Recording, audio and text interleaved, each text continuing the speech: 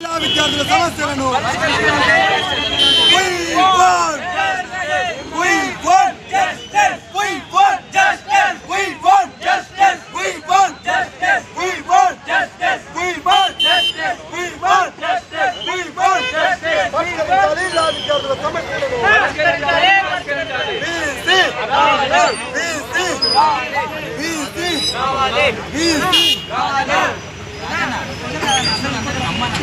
విద్యార్థులము 3వ సంవత్సరం చదువుతున్నా. నా పేరు కోడబాగ రాజు.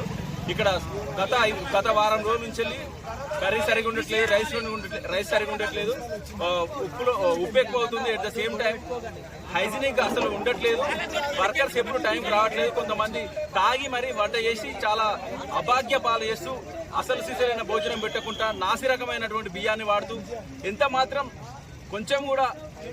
కొంచెం కూడా మా మీద దయ జాలి లేకుండా అసలు ఎట్లా నడుపుతున్నారో మీకు అర్థం కావట్లేదు. మేము ఎన్నిసార్లు ప్రిన్సిపల్ గారికి, మా డీసీ గారికి మేము ఇన్ఫర్మేషన్ ఇచ్చినప్పటికీ, మేము పిటిషన్స్ ఇచ్చినప్పటికీ కూడా వాళ్ళు ఏమాత్రం పట్టించుకోవడం లేదు. ఇవాళ మధ్యాహ్నం వర్కర్స్ వాళ్ళు రావడం లేదు. ఎందుకంటే వాళ్ళు వండే స్థితిలో లేరు. వాళ్ళు ఆబ్సెంట్ అయ్యే పరిస్థితి ఏర్పడింది. కాబట్టి మేము అందరం విద్యార్థులం Osmania university of law college 3వ సంవత్సరం 5వ సంవత్సరం విద్యార్థులం అందరం రోడ్డు మీదకి వచ్చినాం. ఈ రోజు మాకు న్యాయం జరగాలని, correct right to food and education, right to food and health అనేది ఒక ఫండమెంటల్ రైట్. కాబట్టి దానికోసం మేము పోరాడుతున్నాం.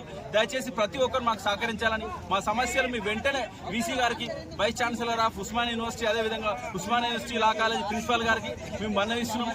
దయచేసి మా ప్రాబ్లం సాల్వ్ చేయండి.